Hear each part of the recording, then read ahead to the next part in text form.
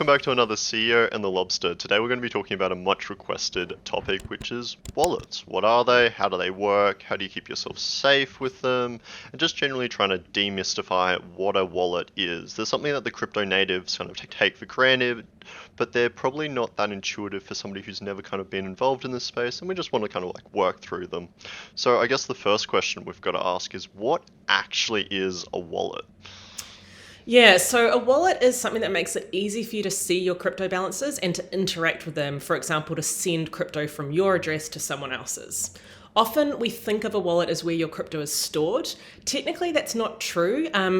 Your crypto isn't stored there, but it is a useful way to think about it. However, realistically, your crypto is stored more like in the cloud, and the wallet is what allows you to sign transactions or give permission to move your cryptocurrency. You can think of this a bit like a checkbook or a credit card. The checkbook or credit card doesn't store your money, but it allows you to move it if a transaction is properly authorized. And also, like a checkbook or credit card, you might have multiple ways to access one bank account. So you might have a bank account that has 2 or 3 cards associated with it. Similarly, with your crypto address, anyone that has the private keys, any wallet that has permissions on that address can send your funds. So that probably brings us on to the second big what is this, how does it work point, which is private keys, which are the mechanism for signing transactions. So Patrick, do you want to take us through those and how they work? Yeah, so the checkbook or like the debit card analogy is probably actually quite fitting here. So crypto is trustless. It's decentralized. There's no bank there sitting there approving transactions. But they kind of take a concept that works in that, which is the signature, the act of like signing for a transaction. Instead of in the traditional finance space where it's like you actually sign a bit of paper, in crypto you have a number, this like kind of secret which you don't tell anyone, and you can kind of transform it. You can kind of use the secret to sign things to kind of prove that you have control over this address. And that's realistically what your wallet realistically holds. Is it's just a secure container that has this secret saying, hey, I have permission to speak on behalf of that address. That private key is used to generate your public keys, your addresses, where the crypto actually is sitting on that blockchain. And it actually creates this really, really interesting little synergy that some people might not have noticed. But when you use multiple blockchains that use the same private key, and provided they've got the same address format, you'll actually have the same addresses on multiple different chains because that private key is what is turned into those addresses. Because it is trustless though, because that's the only thing that you have proving who you are though, anyone that has that private key has just as much authority or control over those addresses as you would though. So that's why it's really, really important to keep your private key secure and safe. And that's led to the rise of a whole bunch of different types of wallets, a whole bunch of different ways of managing those private keys. Janine, did you want to kind of maybe give a bit of an overview of the different types of wallets and how they kind of protect that secret of yours? Yeah, and I think actually maybe I'll just go back to something you just mentioned around having the same address on different blockchains. One of the ways that I sort of like to think about this is similar to, say, if you have a post office box. Anyone can know the address of your post office box, maybe your PO box number 32, but if you're the only one who has the key to get into it, you're the only person who can take the mail out. But PO Box 32, we need to know where it is. It might be PO Box 32 in Auckland or in Wellington or Mangatanoka. And those are all different places, different addresses. But with some blockchains, and like you said, Patrick, if it uses the same path, you could have PO Box 32 in Auckland, PO Box 32 in Wellington, and you've got one address that can be used in different places. Hopefully it's a helpful analogy and not adding more confusion. But I guess the key point there is, if that makes sense, that can be useful, but you don't actually need to know all that level of detail to be able to use crypto assets or engage with them. This is where wallets come in. And yeah, I'll take you through some of the different types of wallets. So the first type of wallet that is really common is a hot wallet. We call it a hot wallet because it's online, it's connected to the internet, it's maybe not as secure as some of the cold wallets that I'll talk about next, but they're really useful, user-friendly, easy to engage with. So quite often a hot wallet will be an app on your phone. I've got a few downloaded on my phone. I've got Trust Wallet, Exodus, BitPay, a whole bunch of different apps which I can use to interact with my cryptocurrencies. And those apps will have private keys that I can, download, store offline, and keep safe. You've also got cold wallets. Now, these look a bit like a USB device. You plug them into your computer, or some of them interact over Bluetooth or other mechanisms. And these ones are a little bit different because the signing technology, the private key, is stored completely offline in the device. So these are generally seen as a much more secure way to keep your cryptocurrency. And if you're keeping large amounts of cryptocurrency, say, a chunk for investment, I'd recommend looking at getting a cold wallet. These are really the best practice standard in security. And then thirdly, you've got things like exchanges. And with an exchange, your cryptocurrency is actually in the control of someone else. So hot wallets, cold wallets, you have the private keys, and we'll talk in a little bit about how to back those up and secure them. But with an exchange, you don't have access to the private keys. So you aren't the person who is really holding your crypto. You're storing it with someone else, and you need to have trust that when you ask for it back, or you want to withdraw it, they'll be able to give it to you. So, this is more like a bank, I guess, where you have to ask the bank or the exchange to move your funds.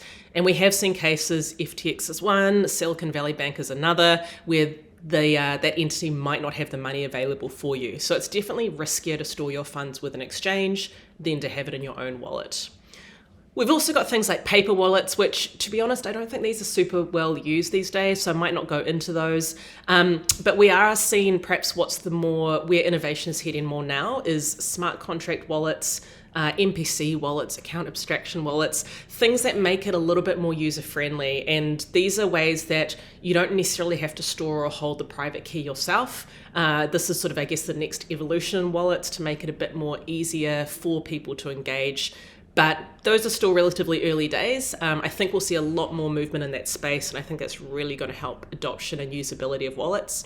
But for now, most of us are stuck with private keys. So let's have a talk perhaps about how to keep those secure and what some of the best practice tips are for keeping those private keys safe.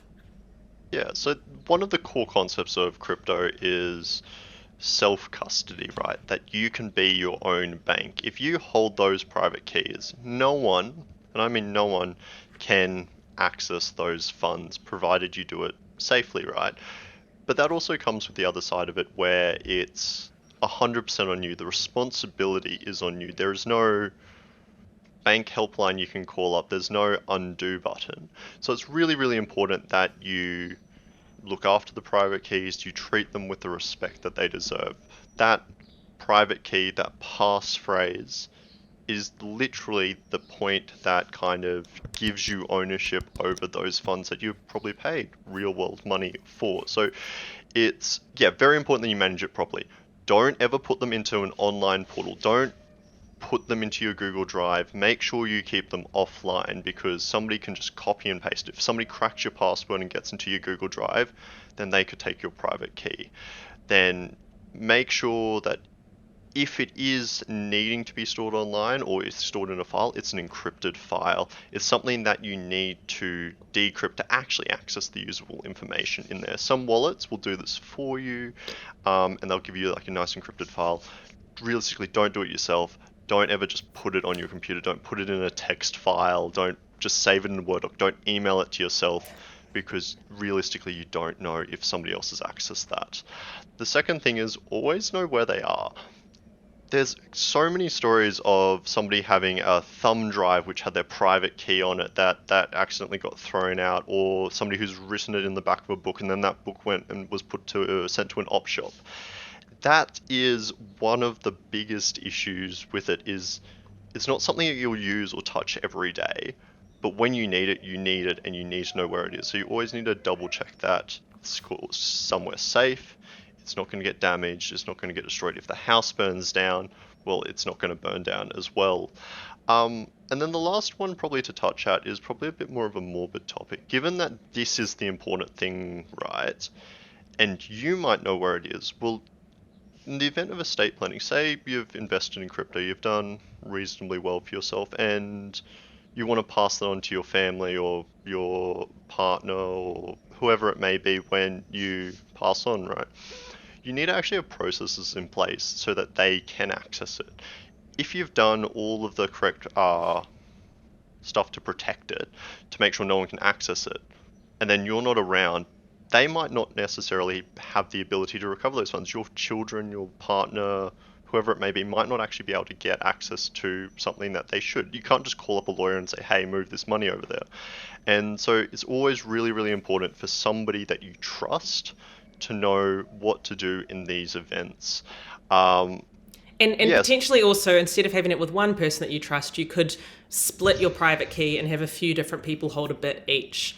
So it's a challenging space. Like, we're well aware in crypto that this is not the easiest stuff to do. We've, cryptocurrency has created amazing leaps forward in how you can store and digitize assets and transfer value digitally in a decentralized, trustless way. But we're still early days, and I think there's still a lot of improvements to be made in this space and how we can make it easy for people to interact safely, to store their crypto safely, to not be at risk of losing it, and to have smooth transitions for things like estate planning, as Patrick was just talking about. So, there's so much innovation in our industry, and I'm very confident that we'll be overcoming these challenges. But in the meantime, we are stuck with private keys most of the time. And hopefully this gives you a bit of understanding of what they are, how to use them, how to store them safely. And if you have any questions, do reach out and let us know. We're always happy to help. This is a really important topic, and we want all of you guys to be staying safe while using crypto. So shout out with any questions, and in the meantime, stay safe and good luck. Sounds good. Thanks all for watching. Till next time.